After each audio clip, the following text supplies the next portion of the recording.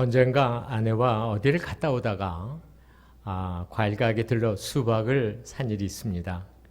들어가 보니 7,000원짜리 수박과 12,000원짜리가 있었습니다. 우리는 식구도 둘인지라 7,000원짜리 수박을 사가지고 온 일이 있었습니다. 우리 생활 속에는 7,000원짜리 수박을 살 건지 12,000원짜리 수박을 살 건지와 같은 이런 선택의 순간들이 참 많습니다.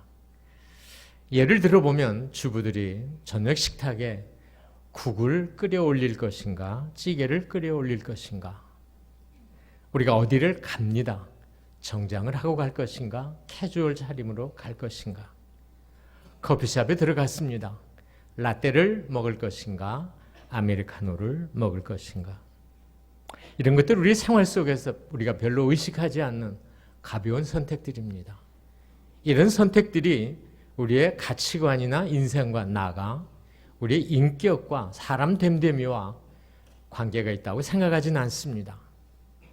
그러나 어떤 선택들은 우리의 가치관이나 인생관이나 우리의 인격과 몹시 관계가 되어 있는 그런 선택들이 있습니다.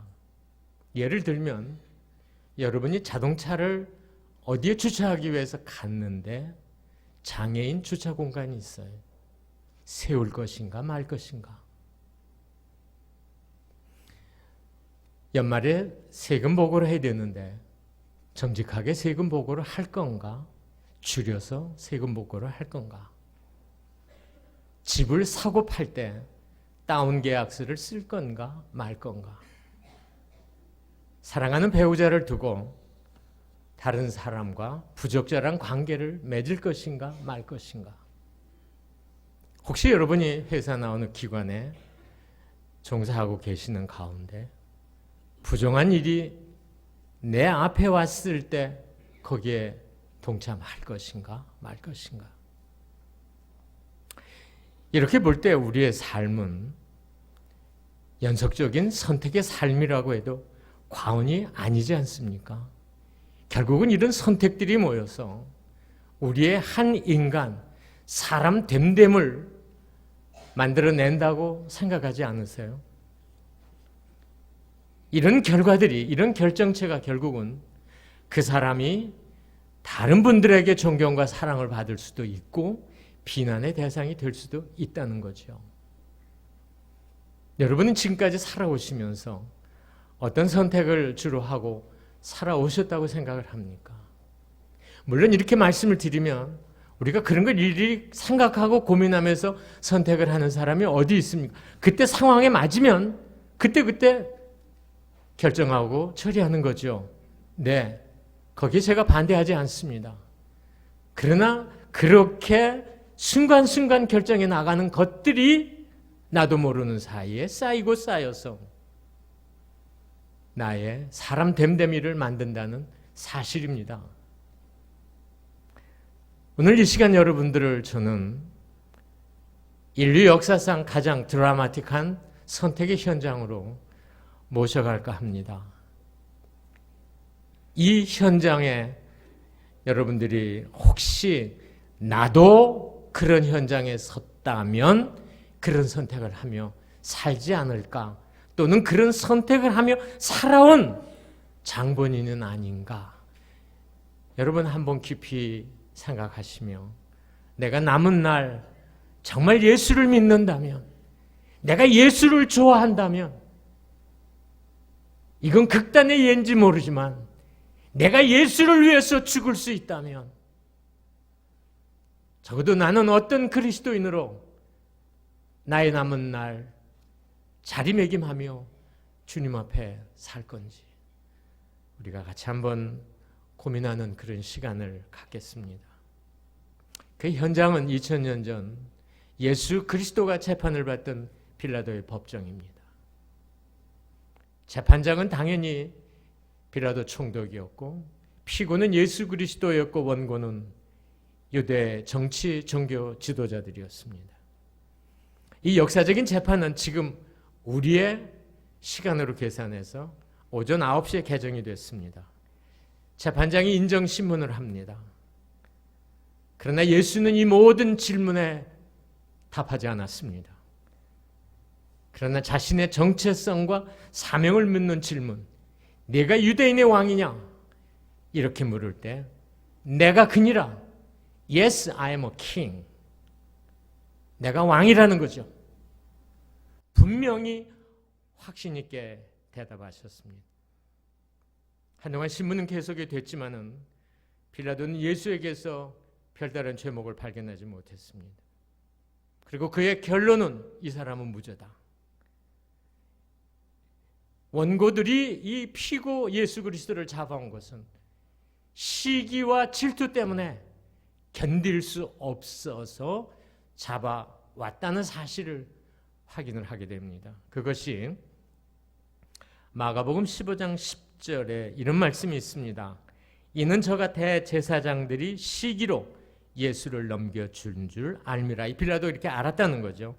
그리고 마태복음 27장 18절은 이는 저가 그들의 시기로 예수를 넘겨준 줄 알미로라. 빌라도는 이와 같은 결론을 갖고 무리들을 원고 측을 설득을 했습니다. 이 사람 죄가 없다. 그러니 흠씬 때려서 석방시킬 테니 이해해라. 원고 측에서 이런 재판장의 의중을 파악을 하고 한 히든 카드를 내밀었는데 그것이 바라바라는 히든 카드입니다. 자, 그러면 예수를 죽일 수 없다면 대신 바라바를 석방해주고 예수를 바라바 대신 죽여라. 이 바라바는 누구냐? 오늘 이 본문에도 나온 대로 소동을 일으키고 밀란과 폭동, 살인 사건으로 인해서 지금 사형 집행 날짜만 기다리고 있는 죄인입니다. 그러니까 원고 측에서 이 바라바 카드를 내밀 수 있었던 것은 유대인의 명절이 되면은 유대인들이, 그러니까 유대 군중들이 원하는 그 어떤 소원도, 쉽게 말하면 죽을 수밖에 없는 죄인도 자, 그 사람 석방해라 이러면 석방해 주는 그런 관례가 있었습니다. 그러니까 이들에게는 호기의 찬스죠. 빌라도는 딜레마에 빠졌습니다. 예수든 바라바든 두 사람 중에 한 사람을 선택해야 하는데 지금 빌라도가 당하고 있는 선택은 주부님들이 저녁 식탁에 국을 올릴 것인가 찌개를 올릴 것인가, 내가 어느 모임에 정장하고 갈 것인가 캐주얼 차림을 할 것인가는 그 선택과 비교할 때 질과 격이 근본적으로 다르지요. 빌라도가 막다드린 이 선택은 그의 가치관이 걸린 문제고 그의 인생관이 걸린 문제고 그의 사람 됨됨이가 걸린 문제예요. 성경 사복음서를 찬찬히 보면은 예수 그리스도가 십자가 처형을 전후해서 약 5시간 내지 6시간, 그러니까 빌라도가 예수 그리스도에게 사형 언더를 내릴 때까지의 시간이 5시간 내지 6시간의 그 시간을 끌면서 마지막 결론을 내렸다는 건데, 아마 이 5시간 내지 6시간은 빌라도의 생애 가장 힘든 그런 시간이 아니었을까 생각을 합니다. 그런데 이제 마지막 결론을 내리기에 앞서서 문제가 하나 발생했습니다. 어느 신하가 메모 쪽지를 총독에게 갖다 줬습니다. 쪽지를 보니까 사랑하는 아내가 보낸 쪽지입니다. 여보, 당신 지금 재판하고 있는 그 예수라는 사람 손대지 마시오. 내가 그분 때문에 어젯밤 꿈에 얼마나 혼이 났는지 몰라. 절대로 손대지 마십시오. 이 쪽지의 메시지를 읽고 난 빌라도는 더 고통하고 고민하고 망설였습니다. 사랑하는 여러분들에게 한 가지 말씀을 드리는 것은 우리가 신앙생활을 하면서 간과하지 말아야 될 한 사실 하나는 우리가 어떤 문제에 직면했어요. 참 이럴 수도 없고 저럴 수도 없어요. 이런 어려운 문제 앞에 봉착을 하면 틀림없이 우리의 내면에 음성이 있습니다. 그게 양심의 소리라고도 말할 수 있고 우리가 믿는 자로서는 성령이 우리 안에서 속삭이는 속삭임이라고도 할 수 있습니다. 황 목사야, 그거 손대면 안 돼. 내가 하는 일이 아니야. 이런 음성이 있는가 하면 또 다른 음성은 왜? 목사가 하면 안 돼? 목사가 뭔데? 이런 두 음성이 우리 속에 치열히 전쟁을 하는 거죠. 빌라도도 마찬가지. 빌라도도 고민하고 망설이고 마지막 결론이 뭡니까? 바라바를 석방하고 예수 그리스도를 처형에 넘겼습니다. 기독교 역사상 가장 최악의 선택의 순간입니다. 그러니까 다시 말하면 빌라도는 정의가 뭔지 알았어요.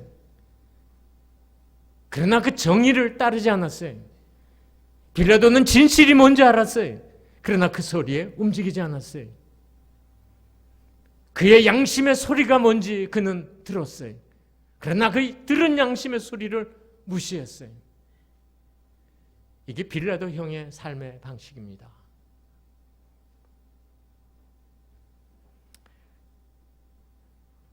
사랑하는 여러분들이 살면서 혹 이런 느낌을 가질 때가 있을지 모릅니다.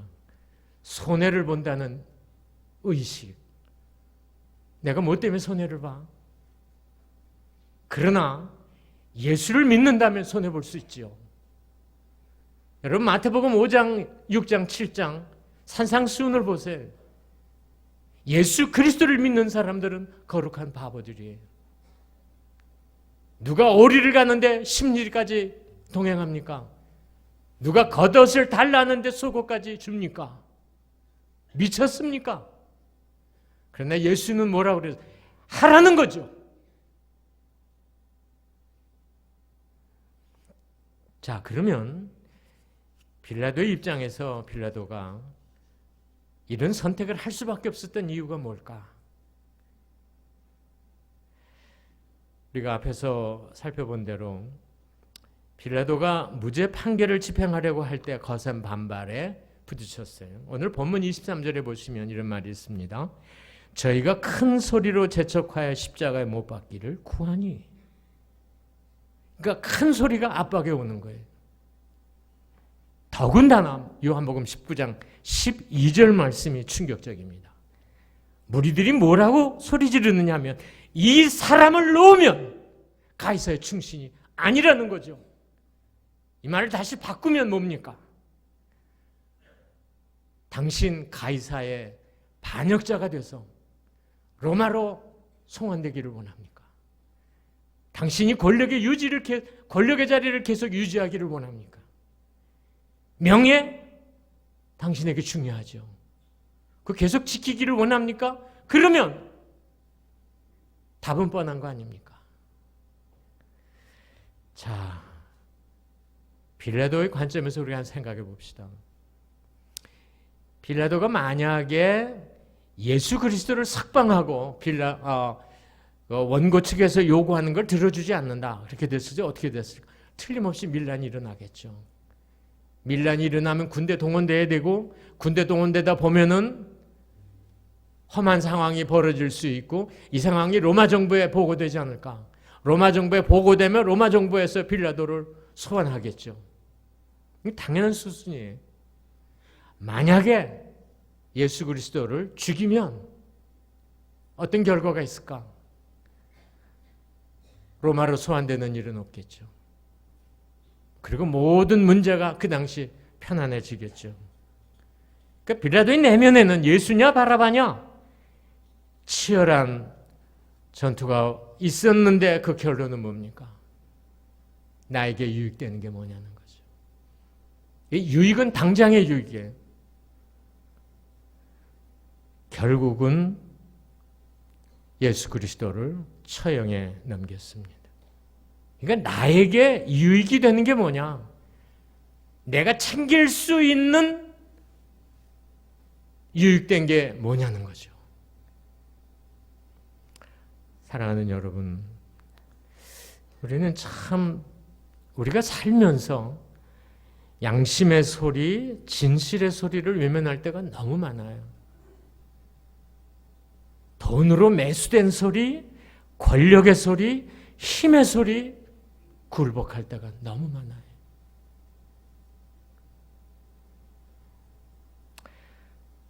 여러분들이 내가 만약에 빌라도의 입장이라면 빌라도 충분히 동정할 수 있지 않겠냐? 그렇게 여러분이 생각하실지 모르겠습니다. 그러면서 좀 더 나아가 다들 그렇게 살고 있지 않냐? 뭐 유별나게 혼자서 그러냐? 다들 먹고 마시는데 다들 가는데 뭐 혼자 거룩한 척하냐? 누군 당신만 못해 그러냐? 그래, 당신 잘났어. 이런 비아냥 소리 들을 수 있죠. 그러나 우리가 그렇게 사는 사람들은 아니지 않습니까? 우리는 오늘 아침에도 여기 왜 모였습니까? 그렇게 살지 않기를 위해서, 그렇게 살지 않을 힘을 얻기 위해서 이 자리에 여러분 오신 거 아니에요?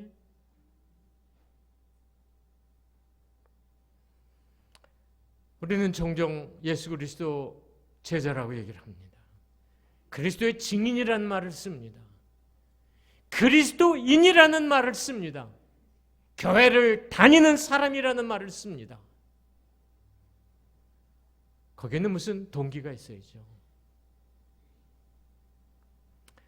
우리는 이 세상에 몸담고 살지만 이 세상과 구별된 삶을 사는 사람들이에요. 그러니까 어떤 의미로 볼 때 속된 말로 얘기해서 우리는 별종들이에요. 그래서 바울에게 뭐라고 얘기를 합니까? 베스도 총독이. 바울아, 네가 미쳤도다. Yes. 우리는 미친 사람들이에요. 누구에게? 예수에게 미친 사람들이에요. 그런데 우리가 그렇게 살지 못하니까 세상은 우리를 아주 우습게 봅니다. 신학자 로버트 레인즈는 그가 쓴 책 New Life in the Church라는 이 책에서 오늘날 교회와 그리스도인들을 다음과 같이 통렬하게 비난합니다. 비난이라는 표현보다는 비판하고 있습니다. 한번 읽어드릴게요. 교회가 문화적인 분위기에 자체를 적응시켜버리고 있습니다. 이제 교회가 문화를 변화시키는 것이 아니라 오히려 문화에 의해 변화를 받고 있습니다. 교회는 항상 물량적으로 그리고 그 직접적인 환경과의 조화를 이루며 성장해 가는 것으로 자족하고 있습니다. 교회가 하나님의 음성을 대변하기보다는 사람들의 대변자가 되고 있습니다. 어느 문화의 관습이나 전통과 긴장관계에 있어야 할 교회가 주위 환경의 빛깔로 쉽게 변해버리는 카멜레온처럼 자체를 보호색으로 둔갑을 하고 있습니다. 그래도 하나 분명한 것이 있습니다. 세상이 교회에 대해서 별로 관심을 갖지 않는다는 사실입니다.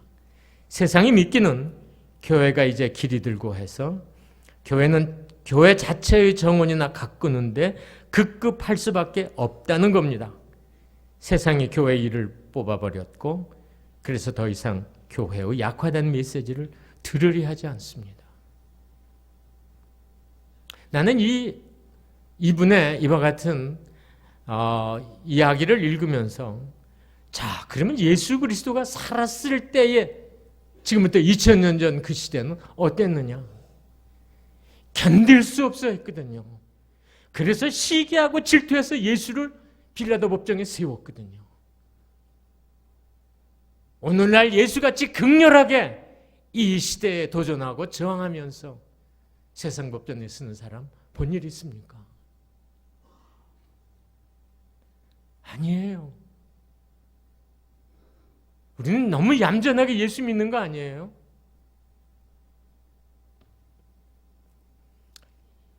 결국 답은 어디에 있느냐? 예수에게 있는 거예요. 우리가 예수를 믿는다면, 예수를 고백한다면, 예수 때문에 살고 예수 때문에 죽는다면 답은 그분에게 있는 거죠. 도대체 그분은 어떻게 우리에게 그분의 삶의 흔적을 남겼느냐? 우리 다시 한번 뒤돌아볼 수밖에 없지 않겠습니까? 자, 십자가를 앞에 놓으셨습니다. 그분에게 왜 고민이 없겠어요? 그분도 성부 하나님께, 아버지께 기도하죠. 내가 이 잔을 꼭 마셔야 되겠습니까? 그러나 내 뜻이 아닌 아버님의 뜻대로 이루어 주십시오. 그리고 십자가에 쓴 잔을 마셨는데 이 사실을 히브리서 기자는 히브리서 12장 3절에 이렇게 해석을 하고 있습니다. 저는 그 앞에 있는 즐거움을 위하여 십자가를 참으사 부끄러움을 개의치 아니하시니라. 우리가 예수 그리스도 때문에 부끄러워하고 예수 그리스도 때문에 창피하고 예수 그리스도 때문에 얼굴을 가리고 그러는 일이 우리에게 있을 수 있느냐는 거죠. 없죠. 예수는 부끄러움을 개의하지 않았어요. 십자가 오케이. 우리가 과연 우리 앞에 십자가라고 하는 삶의 큰 위기를 앞에 놓고 있을 때 그리스도와 같이 부끄러움, 창피, 모멸감, 수치 이 모든 거 I don't care 하고 그 앞에 무릎을 꿇을 수 있겠는가? 그분의 삶 자체도 그러지 않습니까? 제자들이 말렸어요. No! 십자가 짓는 거 아니다! 무슨 말씀입니까? 그럴 때 예수님이 뭐라고 그럽니까? 내가 지금 당장 12용 되는 더 강력한 하늘의 군사를 동원해서 저들을 내가 칠 수 없겠느냐? 치고도 남지. 그러나 내가 이 권리 행사하지 않는다는 거죠. 왜? 아버님의 뜻을 이루기 위해서. 그분이 40일간 금식하면서 마귀에게 돌로 떡을 만들어라. No.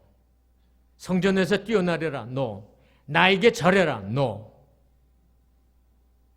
예수 그리스도의 삶에는 타협의 흔적이 아무 데도 없어요. 여러분 이렇게 말씀을 드리면 목사님 예수는 하나님 아닙니까? 하나님이기 때문에 당연히 그러셔야죠. 우리는 하나님이 아니거든요. 우리는 인간이거든요. 유한하거든요. 그렇기 때문에 그럴 수밖에 없지 않습니까? 나 동의해요. 그러나 그럼에도 불구하고 우리가 적어도 그런 흉내라도 내면서 살아야 되는 거 아니에요?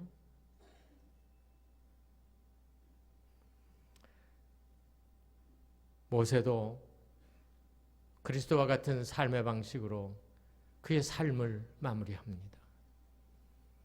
한날은 떨기나무 숲을 속에서 작은 음성을 듣습니다.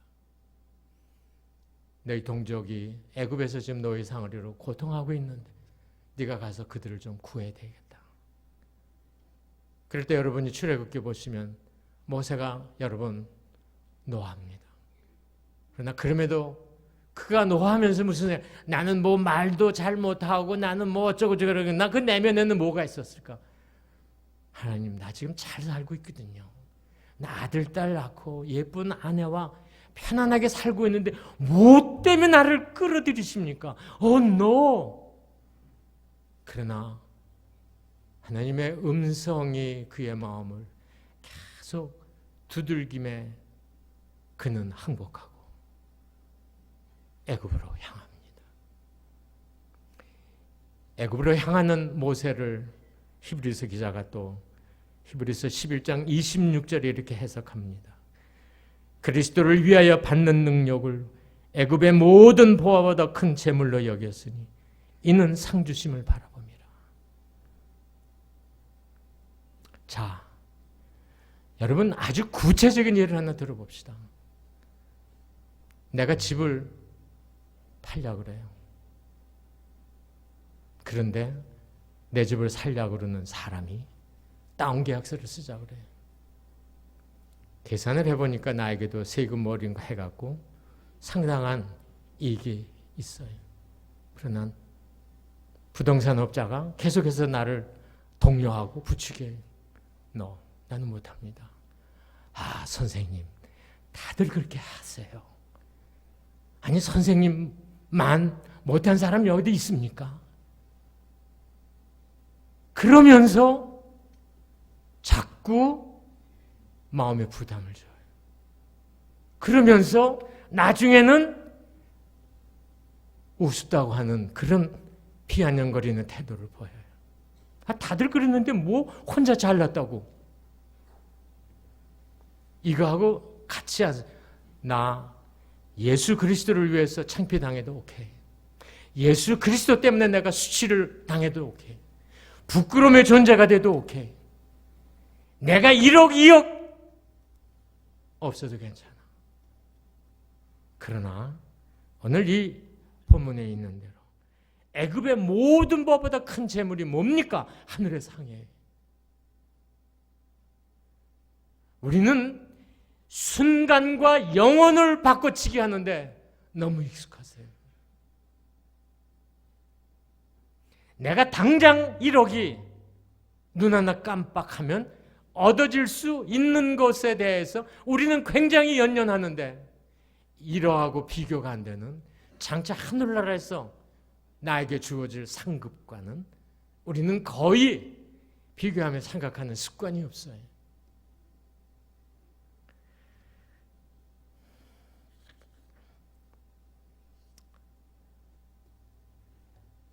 돈보다 예수입니다. 권세보다 예수입니다. 명예, 부귀, 영화 아니에요. 아까 장로님 기도하신 대로 우리의 연수가 70이고 강건하면 80이에요. 여기 계신 분들 가운데 인생 전반전 이미 끝내신 분들 많아요. 언제 전반전이 끝났는지 우리 모르게 흘러갔어요. 저는 종종 저 자신을 생각을 할 때 내가 하루 시간대로 따지면 몇 시쯤에 내가 지금 들어섰느냐. 난 지금 밤 10시경에 들어섰다고 하는 그런 인식을 갖고 삽니다. 언제 이제 잠자리에 누워 그분이 나를 데려가실지 몰라요. 나는 정말 절박한 내 삶의 마지막을 살고 있습니다. 예수. 앞으로 예수를 만나야 되는데 그분 앞에서 어떤 모습으로 쓸 건가? 여러분, 인류의 조상 아담과 하와를 우리 한번 비교해 볼까요? 창세기 3장 6절 말씀을 보면 그 나무를 본즉 먹음직도 하고 포함직도 하고 지혜롭게 할 만큼 탐스럽기도 한 나무인지라. 물론 이거 하와가 봤죠. 하와 고민하지 않았어요. 물론 사탄이 이거 먹으면 내 눈이 밝아진다. 그러니까 하나님께서 이거 먹지 말라고 그랬다. 이거 먹는 날에는 죽는다 그랬다. 그러니까 여러분 영어 성경을 보면 더 명확하고 원어를 보면 더 명확한데 You may die. 너 죽을지 몰라. 이게 사탄이 하는 얘기예요. 그러나 하나님은 You should die. 너는 틀림없이 죽는다는 거죠. 죽었잖아요. 하나님 말씀이 어디 거짓이 있습니까? 고민하지 않았어요. 제가 계속해서 여러분들에게 드리는 말씀은 우리는 왜 삶을 살고 결정적인 선택의 순간에 생각하고 고민하지 않는가? 우리가 그런 거룩한 습관을 우리가 스스로 훈련되지 못했기 때문에 그래요. 우리는 남의 말에 굉장히 쉽게 흔들리고 거기에 넘어가는, 남의 말이 아닌 하나님의 말씀이에요. 말씀이 뭐라고 얘기하느냐는 거죠.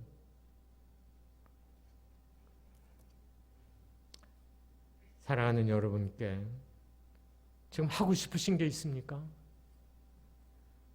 하려고 하는 일이 있으세요, 지금? 하고 있으신 일이 있으세요?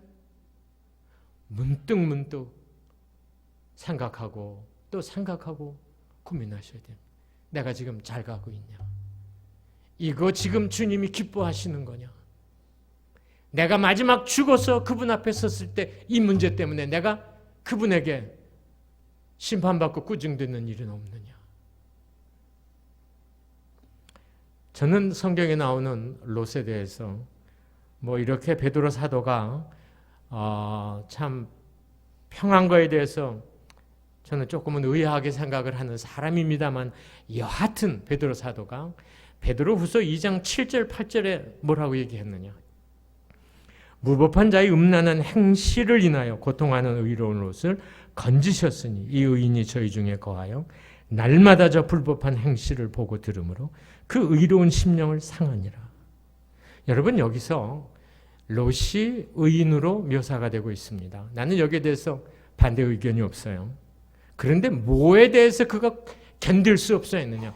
여기 무법한 자의 음란한 행실, 불법한 행실, 이게 뭘까? 쉽게 말하면 불이냐, 부정이냐, 부패냐, 여러 가지 우리가 해석을 할 수 있는데, 여기서 가장 결정적인 롯이 고통했던 불법의 문제는 뭐냐? 동성연애. 여러분, 영어 단어를 보면은 소돔이라는 단어가 있습니다. 이 단어의 의미가 뭐냐? 이 소돔에서 온 거거든요. 동성끼리의 성행위예요. 그러니까 하나님이 가장 미워하시고 하나님이 견딜 수 없어 하는 것 가운데 가장 으뜸이 뭐냐? 동성연애. 왜 그럴까? 여러분, 하나님이 천지를 창조하시고 제일 먼저 만든 제도가 뭡니까? 가정이에요. 가정을 만들고 생육하고 번성해서 이 땅을 정복하는 게 그분이 그리스도인들에게 주신 문화명령이에요. 남자와 여자를 만드셔서 가정을 이루셨어요. 이게 그분의 창조 질서고 선한 그분의 뜻이에요. 그런데 이것을 정면으로 반대하는 게 뭡니까? 이 동성연애거든요. 나는 대한민국의 심장부에서 퀴어 축제를 하는 거에 대해서 난 견딜 수 없습니다. 여러분 어떻게 생각하시는지 몰라요. 이것 때문에 롯이 견딜 수 없었거든요.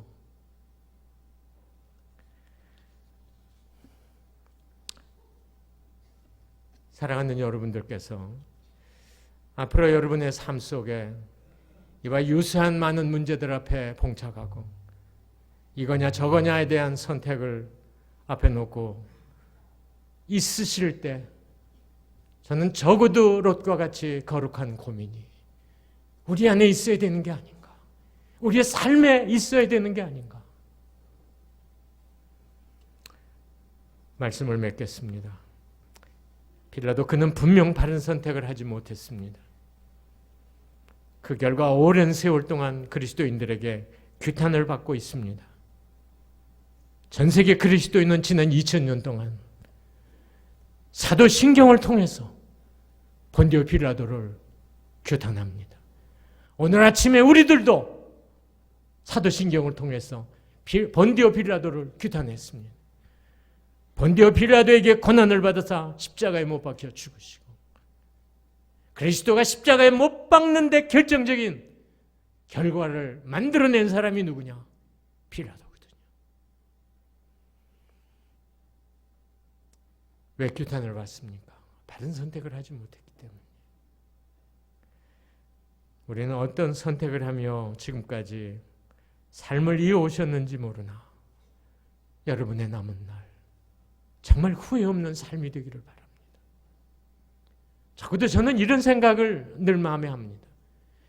내 후손들에게, 내 어린 손자 손녀들에게 내가 어떤 할아버지로 어떤 아버지로 자리매김할 수 있을까? 그냥 우리 할아버지는 목사였어, 우리 아버지 목사였어, 이게 아니고 우리 할아버지 정말 정직하고 진실한 목사였어, 우리 아버지 너무 좋은 목사님이셨어. 이런 마지막 신앙의 유산을 우리의 아들, 딸, 우리 손자, 손녀들에게 남기셔야 되지 않겠습니까? 아무쪼록 여러분의 남은 날 우리 주님 앞에서 선택의 현장이 여러분 앞에 막다디길 때 깊이 고민하시며 내가 당장의 이익에 눈이 멀어 엄청난 빌라다와 같은 바꿔치기를 하는 이런 어리석은 그리스도인들이 되지 않으시기를 주님의 이름으로 축복합니다.